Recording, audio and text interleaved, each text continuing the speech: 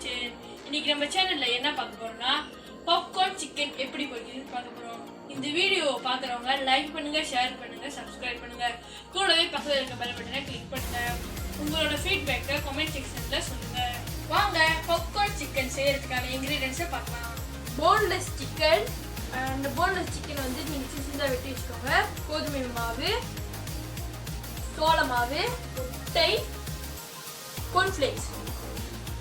கோதுமை மாவு தேவையான அளவு,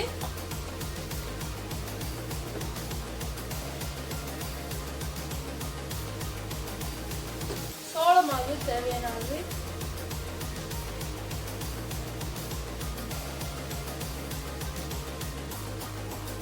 ரெண்டுத்தையும் நல்லா மிக்ஸ் பண்ணிக்கோங்க. இப்போ கோழி இறைச்சியை போட்டுக்கோங்க.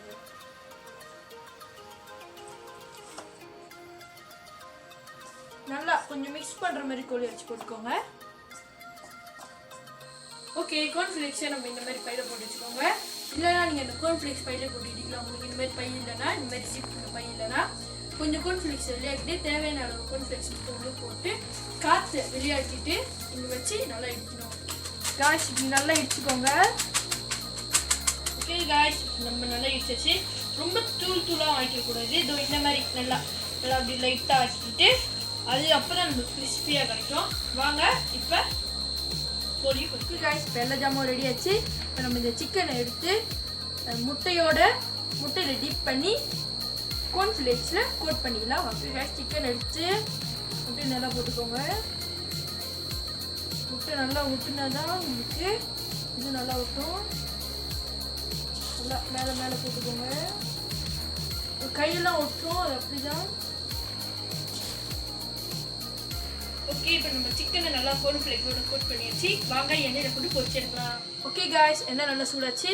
இப்போ நம்ம கோட் பண்ண கோழியை போட்டுக்கலாம். ஓகே காய்ஸ், இப்போ நம்ம கோழியை அடுப்பில் போட்டாச்சு. நீங்கள் ஹை ஃப்ளேமில் வைக்காதீங்க, ஏன்னா அப்புறம் மேலே உள்ள கார்ன்ஃப்ளேக்ஸ் மட்டும் வெந்துடும், உள்ளுக்குள்ளே இறச்சிருக்காது. அதனால் லோ ஃப்ளேமில் வச்சு பொரிச்சு எடுங்க. ஓகே காய்ஸ், நம்மளுக்கு நல்லா வெந்துருச்சு. இப்போ நம்ம அடுப்புலேருந்து வெளியே எடுத்துக்கலாம்.